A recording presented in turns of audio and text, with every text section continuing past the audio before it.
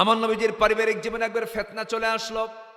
মুনাফিকরা আমার নবীর বিরুদ্ধে নানা ষড়যন্ত্র করেছিল। এর মধ্যে একটা ষড়যন্ত্র হলো নবীর পরিবারে তারা আগুন ধরিয়ে দিয়েছিল। আমার নবীজির একজন স্ত্রী ছিলেন আম্মা জান আয়েশা সিদ্দিকা রাদিয়াল্লাহু তাআলা আনহা।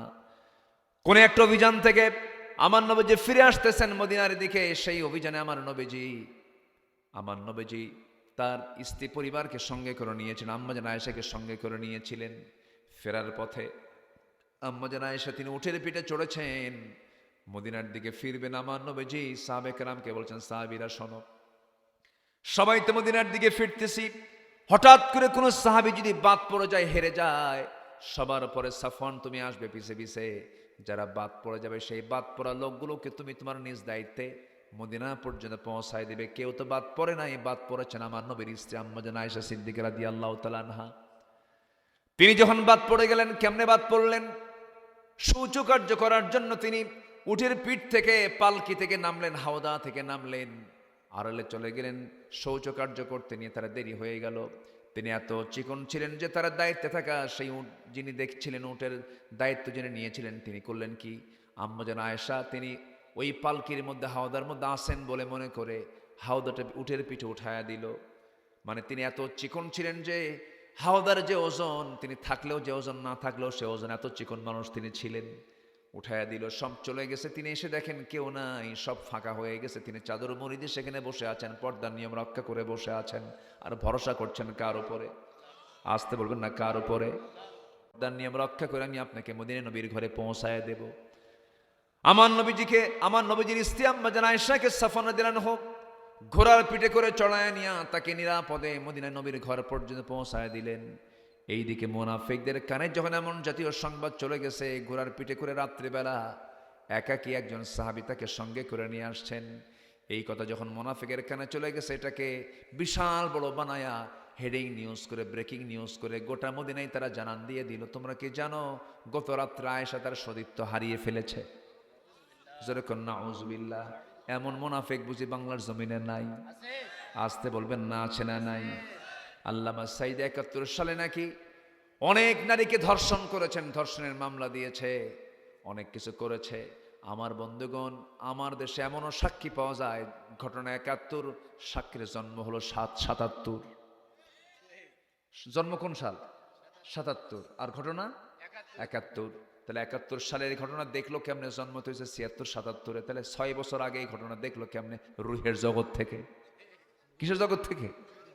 এই মামলাগুলো আমার দেশে চলছে। আম্মা জান আয়েশার ব্যাপারে যখন এমন জাতীয় কথা যখন ছড়িয়ে দেওয়া হলো, রাসূল বলছেন, আয়েশা কি যেন একটা কথা আমার কানে এসে লাগলো, আমার মনে হয় তোমার আমার বাড়িতে না দেখে আল্লাহর পক্ষ থেকে ফয়সালা না আসা পর্যন্ত তোমার বাবার বাড়িতে যাওয়া উচিত। বলুন তো, কোনো স্বামীর মুখে যদি কোনো মহিলা যদি এমন কথা শোনে, বলুন তো এর চাইতে বড় কষ্টের বিষয় কি আর থাকতে পারে নাকি? না। আমার নবী যেমন কথা বললেন, যখন আম্মা জান আয়েশা সিদ্দিকা জবাব দিতে নিয়ে ভদ্রতা রক্ষা করে বলছেন, ইয়া রাসূলুল্লাহ, আপনি আমাকে যেতে বলেছেন, নাম্বার 1 আপনি হচ্ছেন আমার স্বামী, এর উপরে আরেকটা গুরুত্বপূর্ণ আপনার সম্মান হলো আপনি হচ্ছেন আল্লাহর নবী, আপনাকে সম্মান করা আমার জন্য ওয়াজিব। আপনি আমাকে অর্ডার দিয়েছেন, অর্ডারগুলো আমাকে অবশ্যই ফলো করতে। আমি চলে যাচ্ছি আমার বাপের বাড়ি, কিন্তু একটা কথা জেনে রেখে দিবেন, ইয়া রাসূলুল্লাহি, আমার বিয়ের পায়গাম কিন্তু পৃথিবীর কেউ নিয়ে এসে আপনার সামনে উপস্থাপন করে নাই। আমার বিয়ের ঘটক হচ্ছেন মহান রব্বুল আলামিন, তিনি নিজে। আমি আল্লাহর কাছে সেই ফয়সালাই চাবো, আল্লাহ যেন আমার এই বিপদ থেকে এই ফয়সালা করে আমাকে যেন বিপদ মুক্ত করে দেন। যেরকম সুবহানাল্লাহ। বিপদ দিয়েছেন যিনি, বিপদ থেকে মুক্ত করবেন তিনি। কি পরিমাণ বিশ্বাস তার ছিল, অবিচল আস্থা তার ছিল আল্লাহর উপরে। চলে গেলেন মায়ের বাড়িতে, বাবার বাড়িতে চলে গেলেন। বাপও কথা বলে না, মাও কথা বলে না, সেজদায় পড়ে পড়ে কান্দেন, দু চোখের পানিতে যায়, নামাজ ভিজে যায়। আমার নবীজি রাতের বেলা ঘুমাতে যান, হাতটা আগায় দেন আয়েশার দিকে, আয়েশা আছে বলে মনে করে, আয়েশা নাই, বুকটা খান খান হয়ে যায়। নবীজি আম্মা জান আয়েশার চিন্তায় চোখের পানিতে বালিশ ভিজে ফেলেন। নবীজিও টেনশন করে, না হারে আমার খাদিজাকে কত কষ্ট দিলাম। নবীজিও কান্দে, আম্মা জান আয়েশাও কান্দে, সাহাবীরাও কান্দে। মোনাফেকরা হাসে। 16 বছর মোনাফেকরা হাসছে, এখন তোরা কান, ঠিক কিনা? কেন নেমে সত্যের বিজয় কে দেন? আসতে বলেন, সত্যের বিজয় কে দেন? আল্লাহ বিজয় দিয়ে দেন। তাহলে আম্মা জান আয়েশা এখন কার বাড়িতে আছেন? কার বাড়িতে আছেন? বন্ধু, এই সংসারে যে অশান্তি সৃষ্টি হলে, অশান্তি সৃষ্টি করছে কারা? এই মুনাফিক আমার দেশে নাই? আছে কিনা? আছে কিনা? আছে কিনা? আছে। সতী সাধ্যী এটা ভালো মেয়ের উপরে যদি কেউ অপবাদ দেয়, বিয়ে হয় নাই, বিয়ে হবে, ভাঁসি মেরে দেয়, উল্টা পাল্টা বলে, এমন জাতীয় নামাজি তাহাজ্জুদ গোজারও কিন্তু আছে কিছু। আছে কিনা বলেন? যতগুলো কবিরা গুনাহ আছে এর মধ্যে অন্যতম কবিরা গুনাহ হলো সতী সাধ্যী নারীর প্রতি মিথ্যা অপবাদ চাপায়া দেওয়া। কান কথা শোনে, সেই কান কথা আরেকজনের কাছে সাপ্লাই করা চরম অপরাধ, চরম গুনার কাজ এটা। এটা মেয়েদের মধ্যে আরো বেশি আছে না? জানো ওই মেয়ে কি বিয়ে দেওয়া যাবে? এটা না ওই, এটা না ওই, এদিকে ওর নিজের মধ্যেই ওই ওই আছে না? নাই, নিজের মধ্যেই ওই।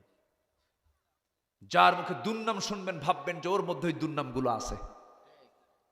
ইমানদারের মুখে সহজে কোনো ব্যক্তি চর্চা নিয়ে কোনো কথা হয় না। ইমানদার কখনো অন্যের চর্চা নিয়ে কথা বলে না, কারণ বান্দার দোষ ফয়সালা করবেন কে?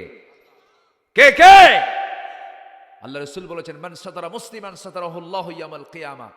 যে ব্যক্তি কোনো মুসলমানের দোষকে আড়াল করবে, আল্লাহ তাআলা কিয়ামতের দিন তার দোষকে আড়াল করবেন। দোষকে যদি পারেন আড়াল করে দিবেন। আর ব্যক্তিগত দোষ যেগুলো আছে, না আমি জানি না, বাস আড়াল করে দিবেন। তাহলে কঠিন সিচুয়েশনে ধৈর্য ধরবো আমরা কার কাছে? আল্লাহর কাছে। তাহলে বিজয় দিবেন কে? বেশ কয়েকদিন পরে ওহী নাযিল হয়ে গেল, ইন্নাল্লাযীনা জাউ বিল ইফকি উসবাতুম মিনকুম। হে রাসূল, আয়েশা সম্পর্কে আপনাকে যা মুনাফিকরা শুনিয়েছিল সম্পূর্ণ মিথ্যা বানোয়াট, এগুলোকে আপনি বিশ্বাস করবেন না। আপনি যান, আয়েশাকে আপনি আপনার ঘরে নিয়ে আসেন। সে পূত পবিত্রা নারী, তার মধ্যে কোনো সমস্যা সতীত্ব তার আছে, কেউ তার সতীত্ব নষ্ট করে নাই। নবীজি আনন্দ চিত্তে তিনি এবার চলে গেলেন শ্বশুর বাড়ি। কিসের বাড়ি? শ্বশুর বাড়ি চলে গেলেন। আম্মা জান আয়েশাকে ডাকছেন, আয়েশা কোথায় তুমি? তিনি কোনো জবাব দিচ্ছেন না। এবার তিনি একটু প্রশংসাসূচক শব্দ প্রয়োগ করে বলছেন, হুমায়রা তুমি কোথায়? লাল টুকটুকে কোথায়? মেয়েদেরকে যত প্রশংসা করবেন তারা বেজার না খুশি? আসতে বলেন না, বেজার না খুশি? মেয়েদেরকে প্রশংসা করবেন, মেয়েরা খুশি হয়ে যায়। আর পুরুষকে প্রশংসা করবেন, পুরুষকে এত প্রশংসা করিস কেন, মতলব কি? কি কথা বোঝেন না? পুরুষরা প্রশংসা পেলে খোঁজে যে ও আমার এত প্রশংসা করে, দেখতো তো ওর ধান্দা কি দেখতো।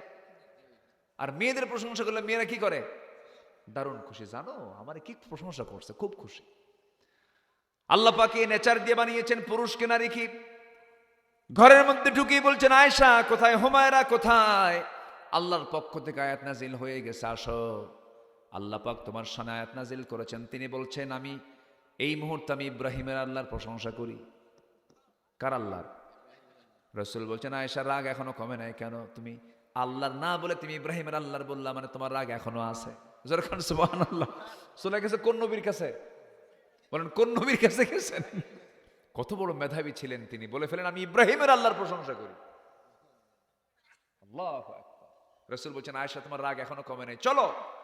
সাথে করে নিয়ে আসলেন। এই যে কঠিন পরিস্থিতি, ভরসা করেছেন কার উপরে? আল্লাহর উপরে। জীবন চলার পথে এরকম বহু পরিস্থিতি আসবে, আমরা ধৈর্য ধরবো আল্লাহর উপরে।